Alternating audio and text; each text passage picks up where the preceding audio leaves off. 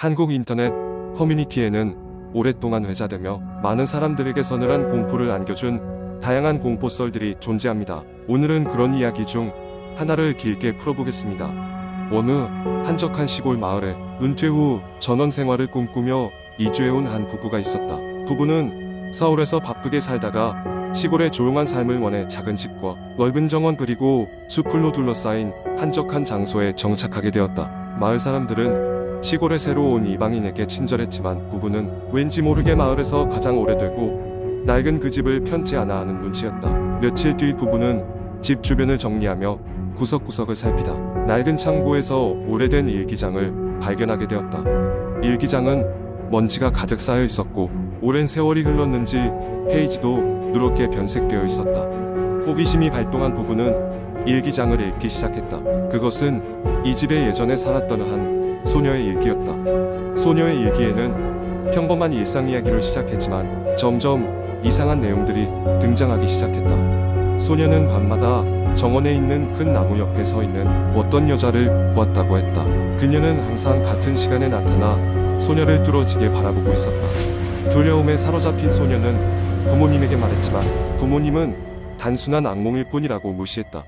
어느 밤 소녀는 용기를 내어 그 여자가 사라진 후에 나무 옆으로 가보았고 그곳에서 납작한 돌에 새겨진 이상한 문양을 발견하게 되었다. 그 이후 소녀는 날마다 밤이면 이상한 소리를 듣기 시작했고 점차로 여자의 모습은 더욱 선명해져 갔으며 때로는 낮에도 복도 끝에서 어렴풋이 보이기도 했다. 그러던 어느 날 마을에 심한 장마가 내렸고 소녀의 가족은 급기야 소녀가 갑자기 사라졌다고 경찰에 신고를 했다. 마을 사람들은 모두 그녀를 찾아 나섰지만 소녀는 끝내 돌아오지 않았다. 시간이 흘러 사람들은 그녀의 실종을 점점 잊어갔고 집도 서서히 버려져 갔다고 했다.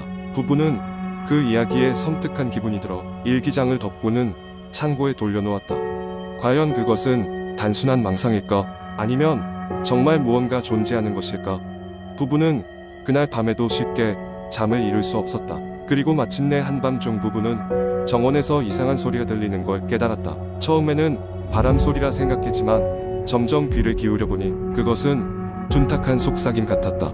부부는 공포에 휩싸여 움직일 수 없었지만 용기를 내어 창문 너머로 정원을 내다봤다. 그리고 그곳에는 그 소녀가 일기장에 묘사한 바로 그 여자가 나무 옆에서 가만히 집을 바라보고 있었다. 부부는 급히 전등을 켜고 나서야 그 모습이 사라진 것을 확인할 수 있었다.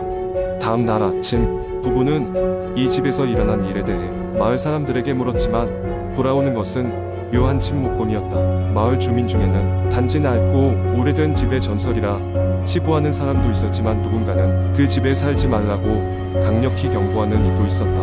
부부는 그 사건 이후로 더 이상 그 집에서 지낼 수 없었고 결국 다른 곳으로 이사하기로 결정했다.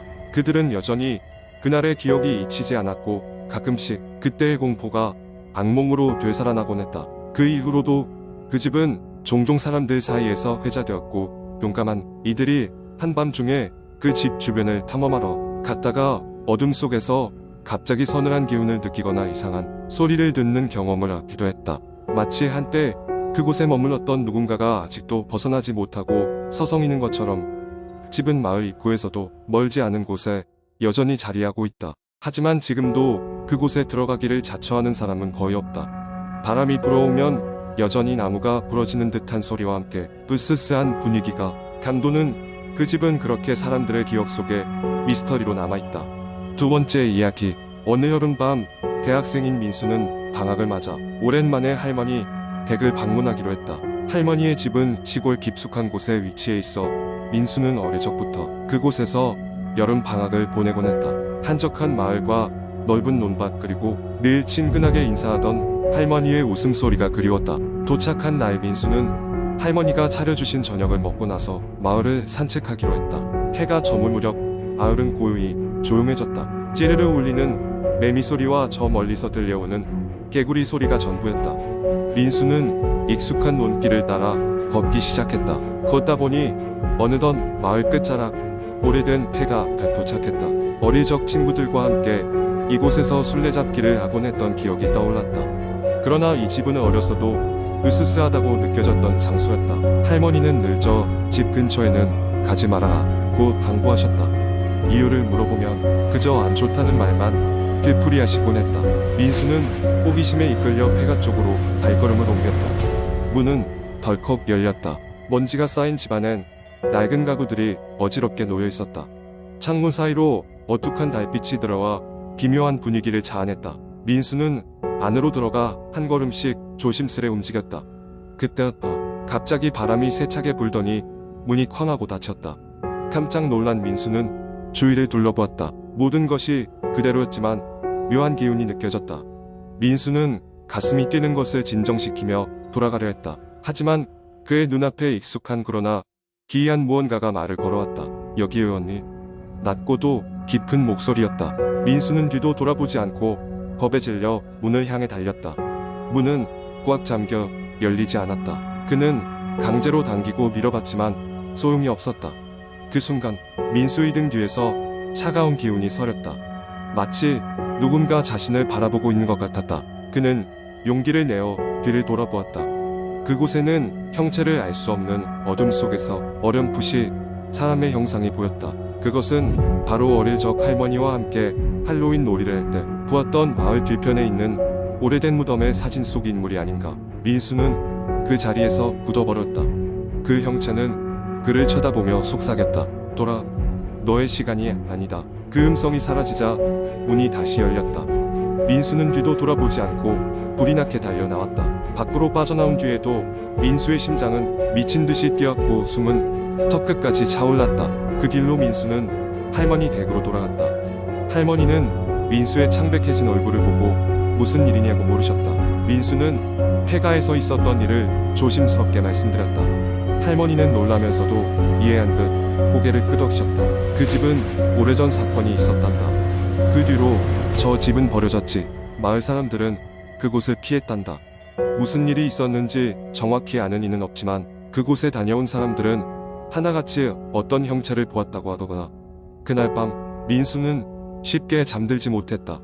으스스한 기운은 여전히 그의 머릿속을 맴돌았다. 그 경험 이후로 민수는 할머니의 조언대로 마을에서 조용히 지내며 더 이상 불필요한 호기심을 갖지 않기로 했다. 시간이 흐른 후 민수는 자신의 경험을 인터넷에 글로 남겼다. 사람들은 다양한 의견과 유사한 경험담을 댓글로 남겼고 그 이야기들은 또 다른 공포썰이 되어 인터넷 여기저기로 퍼져나갔다. 인간의 미지에 대한 두려움과 호기심이 교차하는 순간들은 그렇게 이야기가 되어 전해졌다. 이 이야기는 민수가 겪은 그저 하나의 공포스러운 여름밤의 기억일 뿐이었지만 그것은 여전히 듣는 이들의 등골을 서늘하게 했다. 세 번째 이야기. 오는 여름밤 서울의 한 중학교를 졸업한 5명의 친구들이 모였다. 대학교에 입학한 이후로 각자의 바쁜 생활 때문에 자주 보지 못했지만 이렇게 다같이 모이니 옛 추억이 떠올랐다. 그들은 중학교 시절 자주 어울리던 장소인 학교 근처의 작은 산으로 소풍을 가기로 했다. 이 산은 주변에 골목길이 얽혀 있어 밤이 되면 꽤나 으스스한 분위기를 자아내곤 했다. 이윽고 밤이 깊어지고 달빛이 비치는 산길을 올라가던 중 현우가 말했다. 얘들아, 혹시 이 근처에 귀신 이야기가 있는 거 알아? 옛날에 우리가 다니던 중학교 바로 뒤편 골목에 귀신이 종종 목격된다는 소문이 있었대. 그의 말에 장난기가 발동한 지훈이 이야기했다. 야, 거짓말 같기는 한데 그래도 웃기니까 맞춰봐. 오늘 밤에 우리가 여기서 다른 사람을 만나면 그 사람이 진짜 사람이 아니라 귀신일지도 모르지. 친구들은 우습게 넘기면서도 왠지 모를 긴장감을 안고 산을 올랐다. 산 중턱에 도착했을 때 공기가 갑자기 싸늘해지고 바람이 불기 시작했다. 동희가 주위를 둘러보며 말했다. 이런 날씨에 귀신 이야기나 해대니 괜히 으스스하네. 조심하자. 산 정상에 도착했을 때 그들은 모닥불을 피우고 그 주위를 둘러앉아 이야기를 나누기 시작했다. 밤하늘의 별이 총총히 빛났고 바람이 부드럽게 불었다. 하지만 이내 어딘가에서 이상한 소리가 들려왔다. 처음에는 바람 소리라 생각했지만 시간이 지날수록 점점 분명해졌다. 그것은 누군가의 흐느끼는 듯한 울음소리였다. 초조해진 친구들은 서로를 바라보면서 대화를 멈췄다.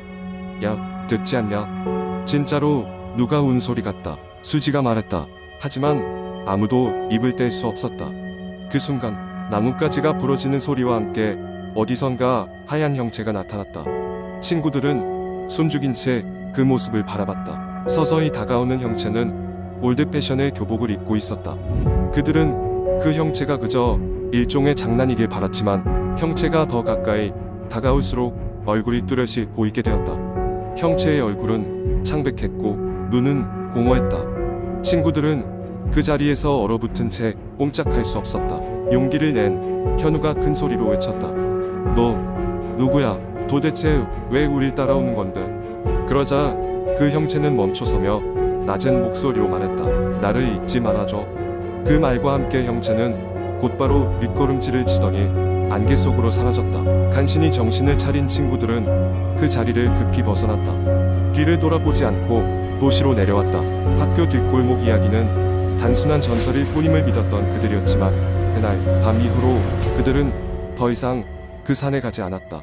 며칠 후 현우는 인터넷을 통해 그 지역의 일사건을 찾아보았다. 놀랍게도 부족한 자료 속에서 과거 그 산 근처 중학교에서 한 학생이 실종된 사건을 발견했다. 그리고 그 사건의 피해자가 입고 있던 교복은 바로 그 밤에 본 귀신의 교복과 유사했다.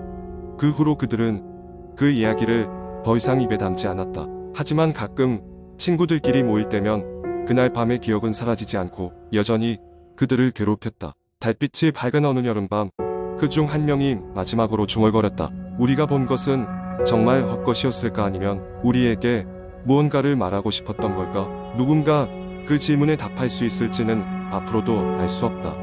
그 공포의 밤은 영원히 그들의 기억 속에 남아있을 테니까.